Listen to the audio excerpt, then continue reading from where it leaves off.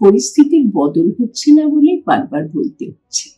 শিক্ষামন্ত্রীর ভূমিকা হলো একমাত্র আনুগত্য স্বীকার করা। মুখ্যমন্ত্রী যা বলেন তিনি তাই করেন। মুখ্যমন্ত্রীর ভূমিকাটা মুখ্যমন্ত্রী দ্বারা চালিত হয়ে তিনি তার ভূমিকা পালন করেন। শিক্ষা ব্যবস্থা তিনি শিক্ষামন্ত্রী হওয়ার পর থেকে কতটা উন্নত হয়েছে সে প্রশ্ন করাও আজকে অপ্রাসঙ্গিক। ক্ষমতা পেলে দু ধরনের কাজ করা যায়, যে কোনো ক্ষেত্রে ক্ষমতা পেলে, একটা গঠন আর একটা ধ্বংস। আজকে যিনি মুখ্যমন্ত্রী এবং তার অনুগত শিক্ষামন্ত্রী, শিক্ষাক্ষেত্রের কথা হচ্ছে বলে বলছি, তারা তাদের লক্ষ্যটা স্থির করে নিয়েছে গঠনের বদলে আমরা ধ্বংস করে যাব। গ্রুপ সি গ্রুপ ডি কর্মীরা যে আন্দোলন করেছেন, আমি তো বলবো এরকম আন্দোলন করে আর কিছু হবে না, যে তাদের সেটা বোঝা উচিত। গ্রুপ ডি কর্মীরা তারা পিণ্ডদান করেছেন, শুনতে পাচ্ছি খবরের মাধ্যমে শুনতে পাচ্ছি, পিণ্ডদান করেছেন প্রধানমন্ত্রী, শিক্ষামন্ত্রী এবং বিচারপতিদের পিণ্ডদান করেছেন। অবশ্যই প্রত্যেকই পিণ্ডদান, অর্থাৎ তারা তাদের আর বেঁচে থাকতে দেখতে চাইছে না। একেবারে যেমনটা দেখা যাচ্ছে, গ্রুপ সি এবং গ্রুপ ডি যারা শিক্ষাকর্মী তারা কার্যত রাস্তায় নেমে প্রতিবাদ করছেন, শিক্ষামন্ত্রীর সাথে দেখা করার জন্য তারা রাস্তায় নেমেছিলেন এবং পুলিশ, সেই একই চিত্র দেখতে পেলাম, পুলিশ প্রশাসনের অতি তৎপরতা, তাদের একেবারে প্রিজন ভ্যানে তুলে নিয়ে যাওয়া হলো থানায়। কি বলবেন?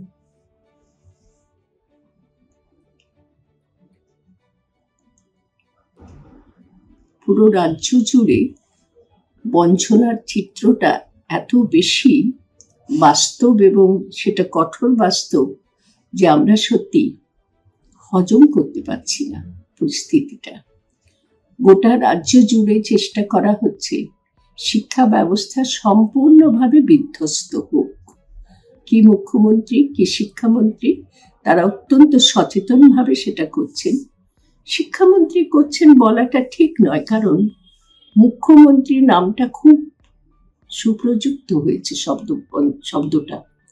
যাকে মুখ্যমন্ত্রী বলা হয়, মুখ্য কথাটার মানে তো প্রধান, সেই মুখ্যমন্ত্রী এখন সর্বপ্রধান ভূমিকায় বলা যায়, অর্থাৎ সমস্ত ক্ষেত্রে তার ভূমিকাটাই প্রধান, মুখ্য, তার ভূমিকাটাই মুখ্য, অর্থাৎ সেই অর্থে তিনি মুখ্যমন্ত্রী।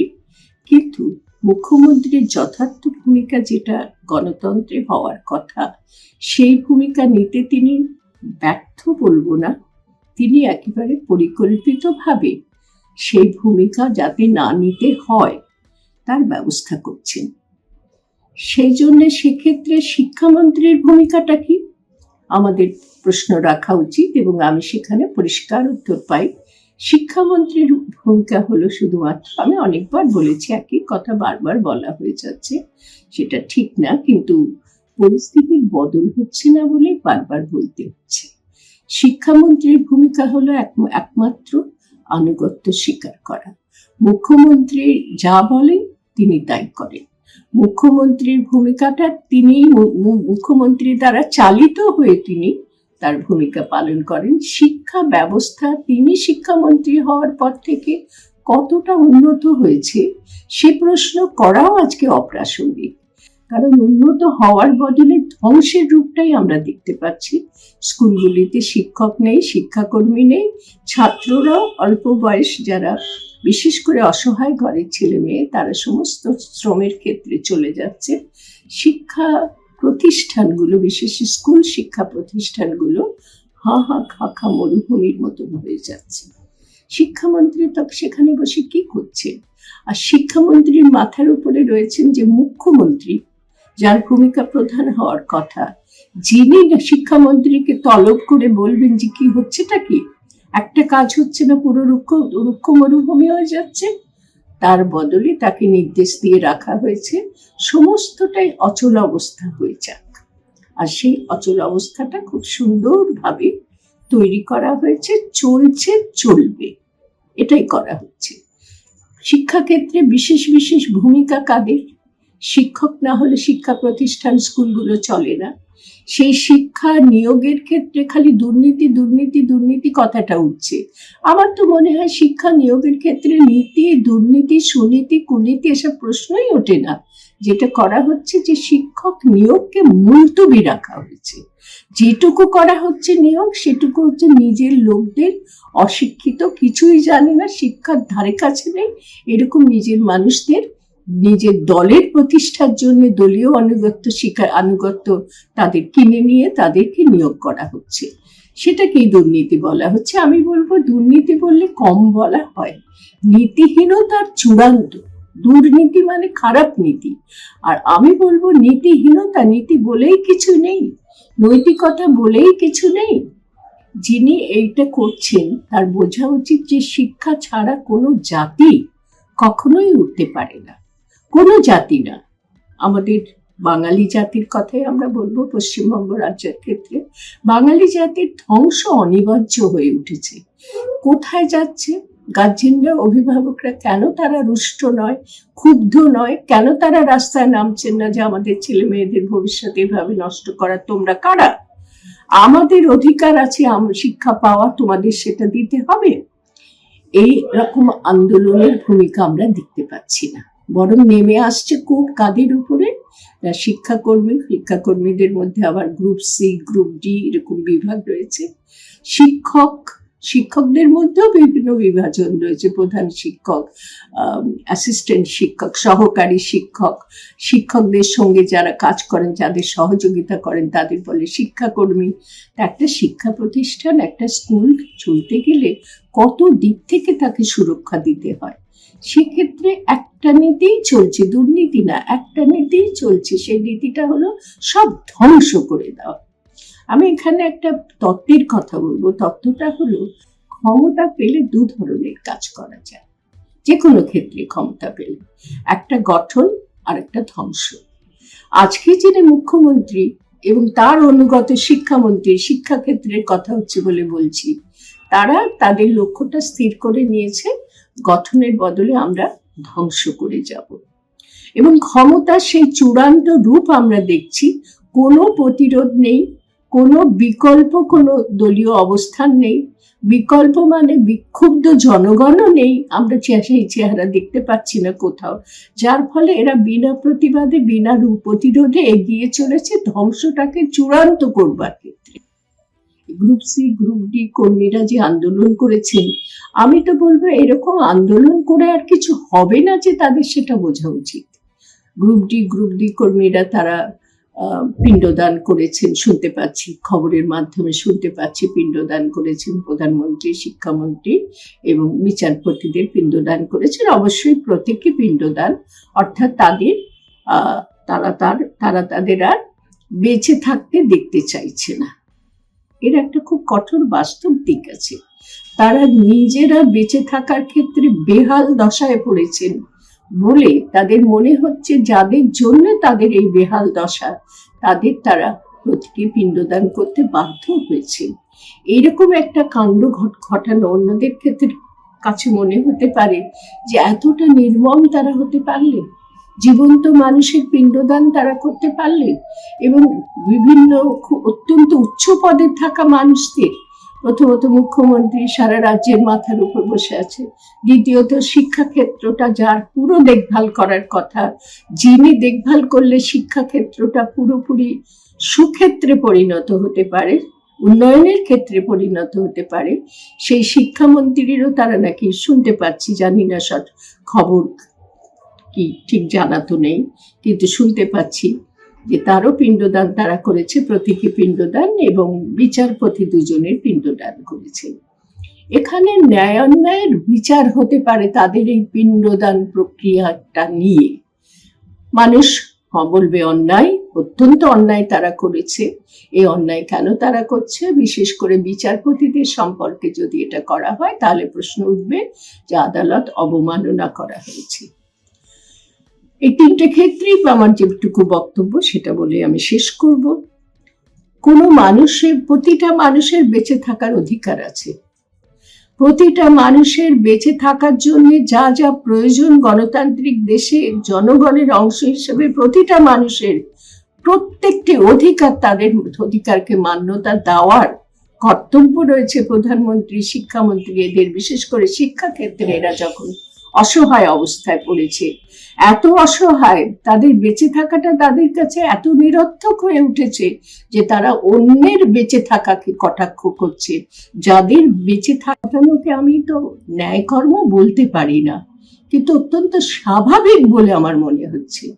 একটা মানুষ তার নিজের বাঁচাটা যদি কারো হাতে লুটপাট হয়ে যাওয়ার মতন ব্যাপার ঘটে গণতান্ত্রিক দেশে, তাহলে তারা তাদের ক্ষোভ বিক্ষোভ প্রদর্শন করার আর কোনো উপায় না পেয়ে চূড়ান্ত উপায়টা বেছে নিয়েছে, যে যাদের জন্য আমাদের বেঁচে থাকা আজকে অসহনীয় হয়ে উঠেছে, আমরা বেঁচে থাকতে পারছি না, তাদের বেঁচে থাকার অধিকার নেই। এই বার্তাটা সম্ভবত তারা দিতে চেয়েছেন। আমি তাদের জন্য অত্যন্ত কষ্টবোধ করছি। কষ্টবোধ করাটা খুব কম। এরকম একটা ঘটনা ঘটতে পারে দেশে, কখনো ভাবতে পারিনি। ছোটবেলা থেকে এতখানি বয়স পর্যন্ত কখনো ভাবতে পারিনি বঞ্চনার এমন দৃশ্য দেখতে হবে। প্রশ্ন, আদালত অবমাননা। সেক্ষেত্রেও আমি বলতে বাধ্য হচ্ছি, আদালত সম্পর্কে আমাদের দেশে একটা নিয়ম আছে, আদালত অবমাননা করা যায় না, অন্যায়। কিন্তু যদি এমনটি ঘটে যাদের উপরে ন্যায় বিচার করার ভার, যথাযথ বিচার করার ভার, তাদের সম্পর্কে আমরা কোনো এমন কিছু করতে পারবো না যাতে তাদের অবমাননা হয়। খুব ঠিক কথা, ঠিকঠাক কথা, এর বিরুদ্ধে কিচ্ছু বলার নেই। কিন্তু যদি আমরা দেখতে পাই যে সুবিচার বা ন্যায় বিচার বলে ব্যাপারটাই দেশ থেকে উঠে গেছে, তাহলে আদালতের ভূমিকা সম্পর্কে আমরা কি কোনো রকম সংশয় তুলতে পারি না? সংশয়ের অবকাশ এক্ষেত্রে নেই। সেক্ষেত্রেও আমাদের মানতে হবে যে আদালত অবমাননা করার দায়ে এদের রীতিমতো শাস্তি হওয়া উচিত। এদের আর কত বড় শাস্তি হতে পারে? বেঁচে থাকতে তারা পাচ্ছে না, দুমুঠো খেতে তারা পাচ্ছে না, তারা পরিবার বাঁচাতে পারছে না, তাদের ছেলেপুলেদের কিছু করতে পারছে না, লেখাপড়া শেখাতে পারছে না, চিকিৎসা দিতে পারছে না। সেক্ষেত্রে এই মানুষ, মৃত্যু পথযাত্রী মানুষদের আচরণ নিয়ে আমরা প্রশ্ন তুলব, আদালত অবমাননা করেছে? আমি যদি আজকে একজন নাগরিক হিসেবে, বিবেক সম্পন্ন নাগরিক হিসেবে প্রশ্ন করি, আদালত তাদের জন্য কি করেছে? আদালত তাদের জন্য কতখানি ন্যায় বিচার করতে পেরেছে? এই প্রশ্ন তোলাটাও কি আদালত অবমাননা হবে? আমি জানি না। আমার এই প্রশ্ন হয়তো অনেকের কাছে হবে আদালত অবমাননা। অর্থাৎ আদালত এবং আদালতের সঙ্গে সংশ্লিষ্ট যে সমস্ত ব্যক্তিরা থাকেন, শ্রদ্ধেয় ব্যক্তি, শ্রদ্ধাভাজন ব্যক্তি, উচ্চ পর্যায়ের ব্যক্তি, তাদের অবমাননা। কিন্তু তারা যদি সঠিক ন্যায় বিচারটি, মানে সঠিক বলে এক্ষেত্রে আর প্রযোজ্য হয় না কথাটা, ন্যায় বিচারের ক্ষেত্রে যদি দেখা যায় তারাও ন্যায় বিচার করার অবস্থান থেকে দূরে অবস্থান নিয়েছেন, তাহলে সেক্ষেত্রে পিণ্ডদান করার কথা আমি বলছি না, কিন্তু প্রচন্ড অসহায় মানুষ কিভাবে তাদের প্রতিবাদ জানাবে খুঁজে না পেয়ে যদি এই রকম অন্যায় পথে যায়, তাহলে আদালত তার বিচার কিভাবে করবেন? আমি সে প্রশ্নটা রাখছি। মৃত্যু পথযাত্রী বা যাত্রী মানুষের বিচার হয়? মৃত্যু পথযাত্রী মানুষ যদি কাউকে তার মৃত্যুর জন্য দায়ী তাদের খুঁজে বার করে তাদের উপরে শেষ আক্রমণটা চালিয়ে যায়, তখন কি আমরা বিচার করতে বসবো? তারপরেই তাদের মৃত্যু ঘটে বিচার করতে বসবো যে সে মৃত্যুর আগে আদালত অবমাননা করে গেছে? আমি আদালত অবমাননা কথাটার অর্থ আজকে আর বুঝতে পারি না। আদালত যদি আমার জন্য না হয়, আদালত যদি আমাকে বাঁচাতে না পারে, আদালতের সঙ্গে সংশ্লিষ্ট শ্রদ্ধাভাজন ব্যক্তিরা যদি আমাদের বাঁচাবার মতন অবস্থানে না থাকে, তারাও দেখা যায় যে কোনো না কোনো ক্ষমতার অলিন্দে বাস করছেন এবং অন্য ক্ষমতায় থাকা মানুষদের সঙ্গে তাদের সম্পর্ক জড়িত হয়ে রয়েছে, এরকম একটা সংশয় তৈরি হয়। তাহলে সেক্ষেত্রে আমরা কি করব? আমি প্রশ্ন তুলছি, একজন নাগরিক হিসাবে এই প্রশ্নের উত্তর খুঁজে পাচ্ছি না। এই যে কর্মীরা আজকে বেঁচে থাকার অবলম্বনটা হারিয়ে ফেলছে, গ্রুপ সি গ্রুপ ডি কর্মীরা, বেঁচে থাকার অবলম্বন কেড়ে নেওয়ার মতন অপরাধ আর হতে পারে না। বেঁচে থাকাকে সমস্ত দিক থেকে সাহায্য করতে হবে। তার জন্যই গণতন্ত্রের নির্বাচন, তার জন্যই সঠিক ব্যক্তিকে নির্বাচন করা হয়। সেই নির্বাচিত ব্যক্তিরা যদি সেই কাজ করতে ব্যর্থ নয়, সচেতনভাবে যদি সে কাজ করা থেকে নিজেদেরকে দূরে রাখে, তাহলে আদালতের ভূমিকা কি হওয়া উচিত? আদালতের সঙ্গে সংশ্লিষ্ট শ্রদ্ধাভাজনরা এ প্রশ্নের কি উত্তর দেবেন? সেক্ষেত্রেও আমি যদি মৃত্যুপথে যাত্রী, আমি যদি প্রশ্ন করি আমার মৃত্যুর জন্য দায়ী কারা, আপনারা কি বিচার করবেন? তাহলে সেই প্রশ্ন তোলাটাও কি অবমাননা, আদালত অবমাননা? আমি বুঝতে পারছি না। পিণ্ডদান করাটা হয়তো কিছুটা বহির্ভূত ক্ষেত্রে তারা চলে গেছে, অধিকার বহির্ভূত ক্ষেত্রে তারা হয়তো সীমা লঙ্ঘন করেছে, কিন্তু সীমা লঙ্ঘন করতে নেই এই কথাটা মানার বাধ্যতা কাদের জন্য? যারা বেঁচে থাকে তাদের জন্য। যারা বেঁচে থাকার কোনো অবলম্বন খুঁজে পাচ্ছে না, তারা যদি এই ধরনের কাজ করে, তাহলে আমি আদালতের সঙ্গে সংশ্লিষ্ট বিশিষ্ট ব্যক্তিবর্গের কাছে, আমি একজন শিক্ষানুরাগী, এই দেশপ্রেমিক এবং এই দেশের সচেতন নাগরিক হিসেবে আমার আন্তরিক আবেদন রাখবো, এদের অবস্থাটা বুঝে তবে এরা আদালত অবমাননা করেছেন কি করেননি তার বিচার যেন করা হয়।